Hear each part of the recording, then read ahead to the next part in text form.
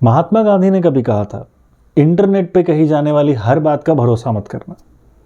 कैसे पकड़ लिया? इंटरनेट नहीं था महात्मा गांधी के टाइम पे। यही बात आपको पकड़नी थी जब लोग ये बोल रहे थे कि 25 जनवरी 2025 को प्लैनेटरी अलाइनमेंट होने वाला है, सारे प्लैनेट्स एक लाइन से एक आने वाले हैं। ऐसा नहीं होने वाला, कुछ लाइन में नहीं आने वाला। हाँ, जो लाइन बनेगी भी वो थोड़ी अलग होने वाली है। वो ऐसे अलाइंड होने वाले हैं कि आपको क्या लग रहा है? आपको लग रहा है ये सारे प्लैनेट्स एक के बाद एक इस तरह से अलाइन होने वाले हैं? बिल्कुल नहीं, ये थोड़ा अलग है। लाइन में तो रहेंगे पर इस तरह नहीं, इस तरह लाइक अ फैमिली फोटो। तो ये सारे के सारे इस तरह से अलाइन होने वाले हैं। जैसा आप सोच रहे हैं वैसा नहीं। आपने इंटरनेट पे, इंस्टाग्राम पे हर जगह फोटोज देखी होंगी, सारे प्लैनेट्स एक के बाद एक लाइन लगा के एक सीध में आ जा रहे हैं, और इसी को वो कह रहे हैं प्लैनेटरी अलाइनमेंट। वो भी किसी एक खास दिन के हिसाब से कि 25 जनवरी 2025 को ऐसा होने वाला है। ऐसा किसी एक खास दिन नहीं होने वाला, क्योंकि प्लैनेट्स की गति इतनी तेज या धीमी नहीं होती कि वो एक दिन के अंदर अंदर एक लाइन में आ भी जाएंगे और फिर हट भी जाएंगे। ऐसा नहीं होता। तो अलाइनमेंट तो हो रहा है, और वो इस तरह से हो रहा है जैसे अभी मैंने आपको बताया कि वो एक लाइन में खड़े नहीं है, वो एक फैमिली फोटोग्राफ की तरह थोड़ा दिख रहा है। हाँ, वो हो सकता है कि अंकल जुपिटर थोड़े ऑफसेट दिखे उसमें, लेकिन हाँ, सारे प्लैनेट्स सारे ऑलमोस्ट एक लाइन पे आने वाले हैं, एक्सेप्ट मर्क्यूरी, क्योंकि मर्क्यूरी एक दूसरी तरफ है। मैं बताता हूं वो कैसे हो रहा है। तो पहले ये हम समझ लें कि ये जो प्लैनेटरी अलाइनमेंट जिसके बारे में बात की जा रही है, ये सिर्फ एक खास दिन नहीं हो रहा, ये पूरे जनवरी चल रहा है। मतलब दिसंबर के अंतिम दिनों से लेकर फरवरी के कुछ पहले दिनों तक ये चलता रहेगा, और पूरी जनवरी जो भी प्लैनेट्स आपको बताए जा रहे हैं वो सारे दिखाई दे रहे हैं। इवन आप अभी भी अगर शाम के वक्त ये वीडियो देख रहे हैं, सूर्यास्त से 1 से 1.5 घंटे बाद आप बाहर निकलिए और पश्चिम की तरफ देखना शुरू करिए। पश्चिम में आपको वीनस दिखाई देता है, उसके थोड़ा पास, थोड़ा ऊपर की तरफ सैटर्न दिखेगा। फिर आसमान के ठीक बीचों बीच ऊपर की तरफ अगर आप ध्यान से देखेंगे तो सबसे चमकीला कुछ दिखाई देगा, वो जुपिटर है। और उसके बाद पूर्व की तरफ जाते समय आप जब थोड़ा सा नीचे देखेंगे, मतलब आसमान में ऊपर की तरफ, वहां पे आपको लाल रंग का मार्स दिखाई देगा।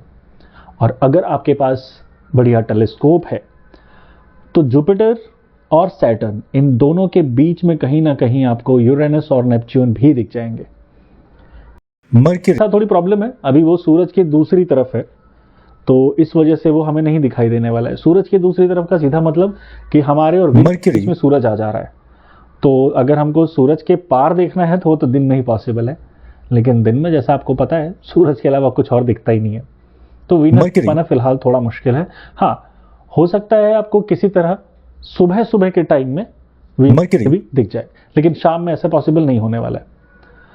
तो ये सारे प्लैनेट्स आखिर आए कैसे एक लाइन से, जो हम जिसको अलाइनमेंट कह रहे हैं, वो फैमिली पोर्ट्रेट की तरह, फैमिली फोटोग्राफ की तरह, ये अलाइनमेंट हो कैसे रहा है, कब कब होते हैं? मतलब इतना भी क्या बहुत रेयर इवेंट है ये? और अगर हमेशा हो सकते हैं तो फिर इतना न्यूज़ क्यों बन रहा है इसके ऊपर?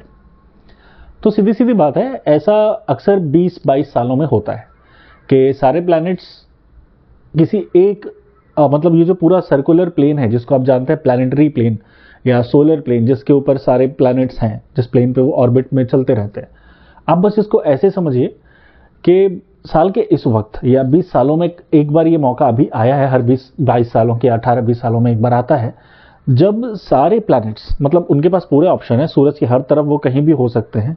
लेकिन इस टाइम पे ये स्पेशल इसलिए है क्योंकि इस वक्त हमारे पॉइंट ऑफ व्यू से, जहां हम हैं सोलर सिस्टम में, अर्थ की बात मैं कर रहा हूं, तो हमारी धरती से देखने पर सारे प्लैनेट्स एक फील्ड ऑफ व्यू के अंदर ही ऑर्बिट में आ जाते हैं, हर तरफ से घूमते घामते, जहां भी वो हैं वो घूमते घामते इस टाइम में एक खास फील्ड में, मतलब फील्ड ऑफ व्यू में, पॉइंट ऑफ व्यू में वो हमें दिखाई देते हैं। मतलब सारे प्लैनेट्स वीनस को छोड़ के हमारे सामने दिख सकते हैं, हमारे आसमान में दिखाई दे सकते हैं। इस तरफ मार्स होगा, अगर मैं सीधे सीधे बात कर रहा हूँ, क्योंकि हम अगर आसमान में देखेंगे तो हमें यहाँ मार्स दिखाई देगा, यहाँ जुपिटर दिखाई देगा, उसके थोड़ा इधर सैटर्न, और उसके बिल्कुल बाजू में वीनस दिखाई देगा। तो ये 4 मेजर प्लैनेट्स जो सबसे ज़्यादा शाइनी प्लैनेट्स हैं, चमकीले प्लैनेट्स हैं, ये तो सबसे इजीली नंगी आंखों से आपको दिखाई दे जाएंगे।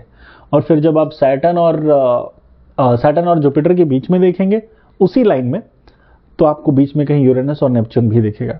मैं लाइन इसलिए बोल रहा हूं क्योंकि ये वही लाइन है, मतलब एक इमेजिनरी लाइन है, सोलर सिस्टम का प्लेन है जिसके ऊपर सारे प्लैनेट्स हैं। इट्स लाइक अ थाली, थोड़ी टेढ़ी सी, मतलब it's not this simple, it's like this. तो इस थाली में सारे रखे हुए हैं लड्डू की तरह, आप ये मान लीजिए। और आप यहाँ सेंटर पे बैठे हैं थाली के, और थाली के चारों तरफ आखिरी जो थाली का जो पेरिफेरी है वहां पे सारे प्लैनेट्स लड्डू की तरह रखे हुए हैं। तो मोस्टली क्या होता है कि थाली तो बड़ी है, सारे कहीं भी हो सकते हैं। अभी के टाइम में ये सारे के सारे, अगर आप यहाँ हैं तो ये सारे इसके अंदर ही मिलेंगे, यहीं पे मिलेंगे। इस वजह से जब आप इस थाली को साइड से देखेंगे अपने आसमान में, तो आपको सारे यहाँ से यहाँ तक में सारे प्लैनेट्स दिखाई देंगे except for the mercury side. तो इस वजह से ये बड़ा इंपॉर्टेंट इवेंट होता है। अब बात करते हैं कि ऐसा कब कब होता है। जैसे मैंने आपको बताया 18-20 सालों में ये फील्ड ऑफ व्यू का कम होना, सारे प्लैनेट्स का एक कम फील्ड ऑफ व्यू में आ जाना, ये पॉसिबल हो पाता है। और अभी तक का जो सबसे शानदार ऐसा इंसिडेंट रहा था जब आपको ऑलमोस्ट सारे प्लैनेट्स इतने, मतलब बहुत ही कम फील्ड ऑफ व्यू में दिखाई दे जाएंगे, मतलब आसमान के थोड़े से हिस्से के अंदर ही सारे प्लैनेट एक लाइन से दिख जाएंगे। वो हुआ था 949 एडी में, आज से लगभग 1200-1300 साल पहले।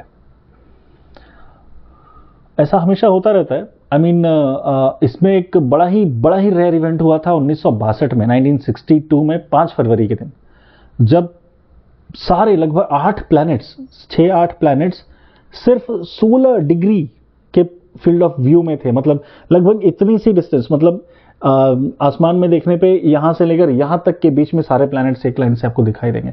ये अभी तक का सबसे रेयरेस्ट इवेंट था। और इस तरह के इवेंट्स होते रहे हैं। लाइक अब जैसे लास्ट टाइम ज़्यादा जो बढ़िया हुआ था वो 949 एडी में हुआ था, फिर 1962 में एक बढ़िया इवेंट हुआ, 2004, 2024, और अभी जो सबसे बढ़िया होने वाला है इस तरह का जो एक शानदार इवेंट होगा जहां फील्ड ऑफ व्यू बहुत ही कम होने वाला है, ये होगा समवेयर अराउंड 2492, ऐसा कुछ। तो टाइम लगता है, बट हाँ, it's a very rare and beautiful event. बात करते हैं उस इवेंट की जो आपको लग रहा था कि ये हो सकता है, लाइक वो एक लाइन में आना। अब आपको लगेगा कि ऐसा कभी हो ही नहीं सकता क्या? बिल्कुल हो सकता है। थियोरेटिकली इसको होना भी चाहिए, टेक्निकली ये बिल्कुल हो सकता है, क्योंकि ऑलमोस्ट ये क्लॉकवर्क ऐसे ही बना है कि सब जब चक्कर लगा ही रहे हैं तो कोई तो एक मोमेंट ऐसा आएगा जब ये एक लाइन में सारे के सारे होंगे। तो वो उसके होने के चांसेस कितने हैं और ऑलमोस्ट कब हो सकता है? ज़्यादा नहीं, 396 बिलियन ईयर्स और वेट कर लीजिए, ऐसा आपको देखने को मिल जाएगा। Just 396 billion years. By the way, हमारे सोलर सिस्टम की उम्र अभी तक जस्ट 4.5 बिलियन ईयर्स हुई है। और अगर आपको लगता है कि आप 396 बिलियन ईयर्स तक वेट कर सकते हैं, तो मैं बता दूं, हमारी धरती, हमारा सूरज, इनका बचा हुआ जीवन अभी और 5 बिलियन ईयर्स ही है। तो कुल मिला के हमारी लाइफ स्पैन, हमारे पूरे सोलर सिस्टम का लाइफ स्पैन ही 10 बिलियन ईयर्स के आसपास है और वो ख़त्म हो जाएगा। हमारे यूनिवर्स को बने अभी तक सिर्फ 14 बिलियन ईयर्स हुए हैं। ज़्यादा नहीं, 396 बिलियन ईयर्स और वेट करना पड़ेगा इसके लिए। That's how the universe works.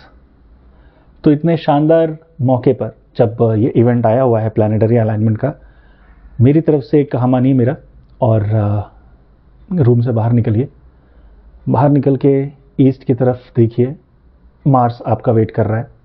आपके सर के ऊपर जुपिटर आपका वेट कर रहा है। वेस्ट की तरफ ऊंचाई पे थोड़ा वीनस और सैटर्न भी आपको देख रहे हैं। Go watch them all, enjoy this ride. और इस कॉस्मिक कंपेनियन संदीप की बात मानकर हमारे चैनल को सब्सक्राइब भी कर देना। वीडियो अच्छी लगी तो लाइक कीजिए। ये भ्रांति फैलाने वाले लोगों को ये वीडियो ज़रूर शेयर करिए, उनको बताइए कि ये सब करने की ज़रूरत नहीं है। सही जानना आपका हक है, और सही चीज़ें एक्चुअली में फैंटेसी और फिक्शन से ज़्यादा मज़ेदार होती हैं, ज़्यादा थ्रिलिंग होती हैं, the real events. So simple explainer this was, and as always keep looking up.